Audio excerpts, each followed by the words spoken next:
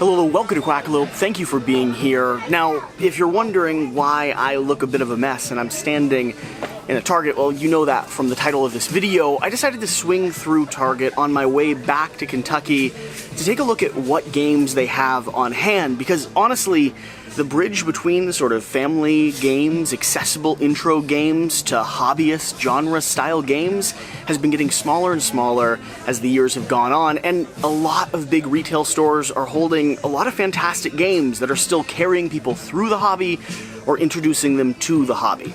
And for any of those watching this that are brand new to the board game community, we're excited to have you here, super excited to share some games with you that you might not have had the chance to check out yet. And if you're still learning about this space, I'd encourage you to check out a local game store if you have one nearby or in your region. A lot of larger cities will have a hobbyist store, which will take the stuff you can find here in Target or other big retails and start narrowing it down and customizing it to what you enjoy in your board games. All that being said, I figured I'd still do my best to highlight some incredible titles that you can get your hands on here at Target. And by the way, if you're brand new or you've been watching for a while, hit that subscribe button down below, because the reality is, with the music playing above me, this video is going to be a bit hampered by YouTube. That's kind of just how this audio thing works. So, with that being said, I have these in no particular order. I did go through the entire list of games here.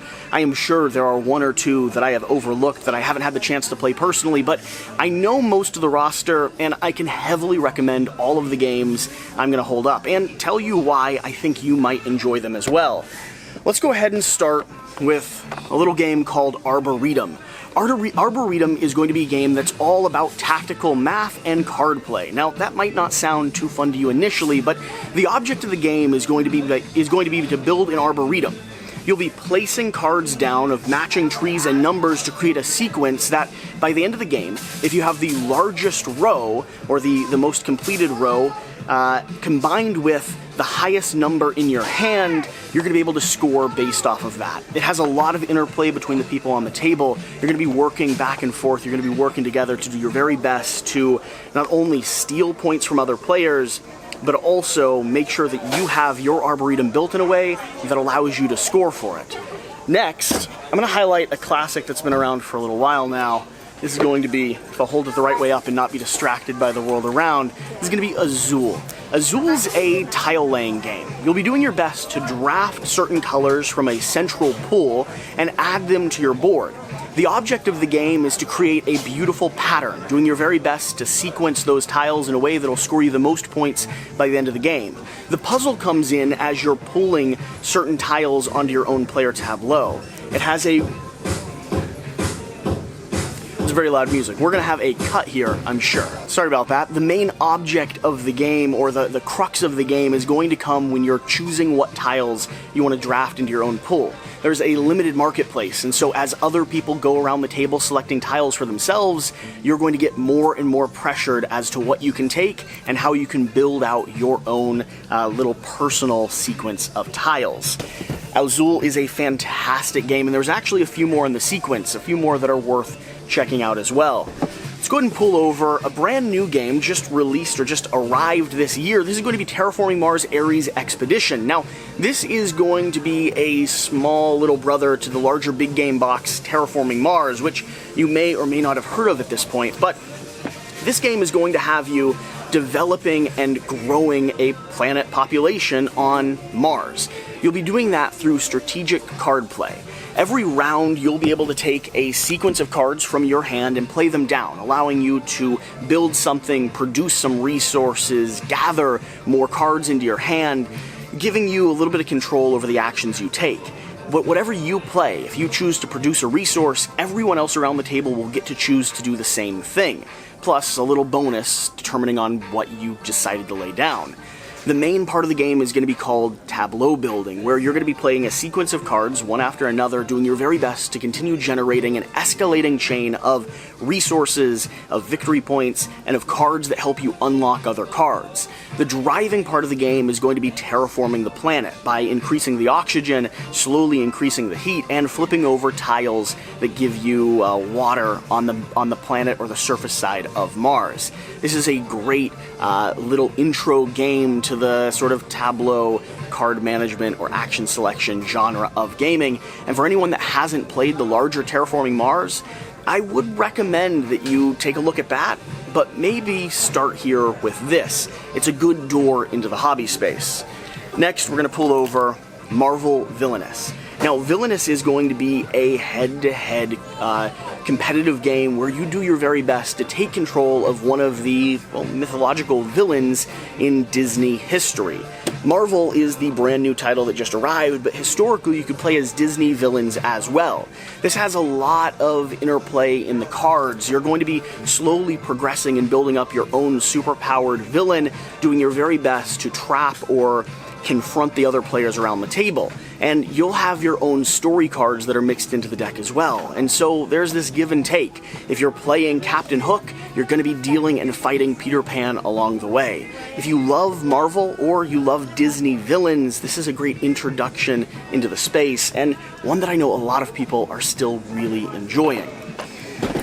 Swing over and pull a favorite of mine, which is going to be Wingspan by Stonemaier Games. Now, I don't know if I need to talk about this very much. To be honest, it's been all over the place, but if this is the first time you're hearing of Wingspan, this is going to be an engine-building game. You'll be doing your very best to build out an Arboretum, slowly laying bird cards down onto your table and generating resources, generating eggs, getting more regional powers and abilities that let you draw more cards or gather more food.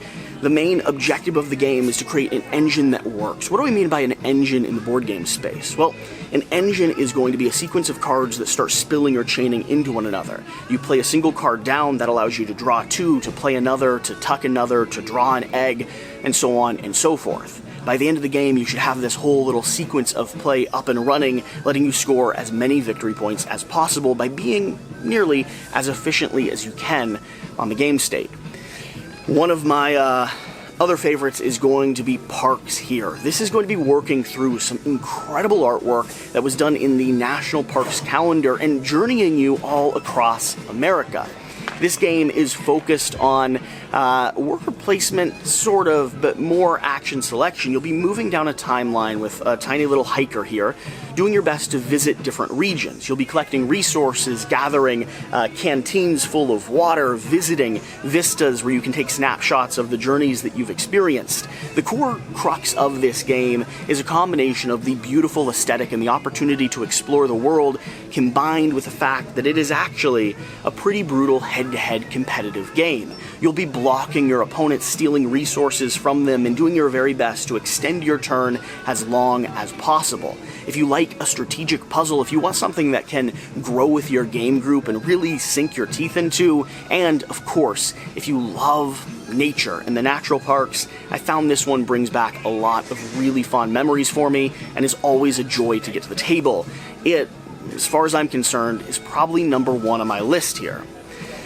Now, a little bit of a lighter party game that I would highly recommend, because I'm not much of a party gamer and I've actually had a lot of fun with this one, is going to be Trial by Trolly, which is a Cyanide and Happiness produced game by Skybound Games as well. This game is going to put you on the core crux of the decision point between pulling a lever and going down one railroad track or another railroad track. And you're the trolley man, trying to decide which one you want to journey through. Here's the problem. If you ever heard of the trolley problem, you have two different equations on each track. Your grandmother's on one rails and 100 orphans on the other. And trust me, it does get crazier and crazier and weirder as you play the game. But this does weird things. You're trying to encourage them to hit your opponent's track and discourage them from hitting yours, so you might place their grandmother on your track while sliding Hitler over onto the other one. And when that's the decision point, I'm sorry, you're gonna have to run over, well, Hitler, of course. That's the core crux of the game. putting negatives on your opponents, putting positives on your own, and trying to debate as a group of people which side they should take or which side they should go down. I found it plays best anywhere from the 5 to kind of 6 or 7 range, and it really can be a lot of fun if you have the right group of people that can lean into a little bit more of a cryptic humor. Sliding another one that you might not expect when we're talking about brand new classic games, is going to be Mancala. Now, I think a lot of people write off some of the classic games as a little bit old school, but for $10 you can pick up this little abstract puzzle game, and this really is fantastic. A lot of us started in the hobby playing games just like this. Mancala is going to be a strategic abstract game where you're picking up and dropping marbles in each little dip or cup, trying to get them all collected at the very end. It really is a lovely head-to-head two-player puzzle, and I know I've spent a lot of nights just enjoying sitting down with a drink and digging into this game. Next is going to be a cooperative game, taking a little bit of a spin away from the competitive modes. Let's talk about Mysterium. Mysterium is going to put you in the role of a detective, doing your very best to interpret what the ghosts are telling you, communicating with, well, the undead, I suppose, or at least the remnant spirits of the people who've been murdered here. The object of the game, I know I just went dark there, but it really is a lighthearted cooperative game. The object of the game is, through a series of secret and non-verbal clues, you're going to be communicating with the players, doing your very best to let them know what happened to you, so they, as detectives, can solve mystery. This is a fantastic game night game. It is a really, really fun joy to get to the table. If you just want a game that presents... It really is a joy to get to the table if you just want a game that presents your group with a puzzle without forcing you all to go head-to-head with each other. And then finally, the last one I have on the shelf here, and this should be number 10, is going to be a little game called Codenames. Now, I did see a few different variations of Codenames on the shelf here. There's Duet, there's Disney. I did not see pictures, and I know that's Sam Healy's favorite. Codenames is going to be an abstract word puzzle where you're doing your very best to communicate to the other players, one team versus another team, what words are and are not your own. For instance, there may be ocean, blue, and spoon on the table, and I might say something along the lines of stew, trying to tie together fish, something blue, I have no idea how that joins in, and spoon into the same sequence. And you're doing your very best to talk to your opponents, talk to your teammates, give them a single word clue that makes them flip a series of cards in the center. This is another one of my go-to party games, and absolutely a joy to play. Now, if you were coming to Target and you could only really grab 3 of these titles, here's the 3 that I would encourage you to go home with. I would encourage you to get at least one of the party games or cooperative style games, and my top pick for that is going to be Mysterium. That's going to give you something you can play with a little bit of a larger group. You can sit down, and it doesn't have to be head-to-head in nature or origin. Then, if we want to do something that's going to be a little bit more self-contained, play really good at 2, but also scale up to 4 or 5 if need be, Parks is going to have to be my pick. It is heavy, it is gritty, it is mean once you get into it, and genuinely, it is a fantastic, anywhere from 2 to 5 player game, although I typically play it in the 3 to 4 player range. And then finally, continuing to think about what would be the best thing for you to get to the table, if I had to choose one more game for you to take home, honestly, it's going to be split between your game group. If you have a 3 or 4 player game group, Wingspan is going to be the one that I would tell you to get. Wingspan is absolutely lovely. Not only does it have beautiful birds all through it, and you can see I'm biased for nature and the world around us, but it really is an engine or an economic game that works for me. Usually plays fairly quickly, isn't too hard to learn, and is always a little bit different every time you come to the table. This one is beloved for a reason.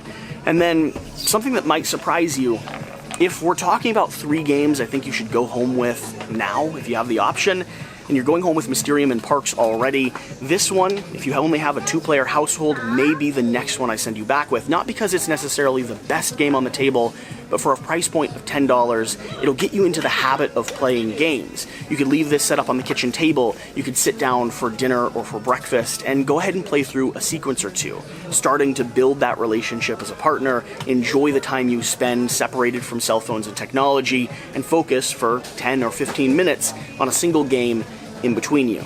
That, honestly, may be one of the best ways to start getting into this hobby space and start exploring everything there is to offer.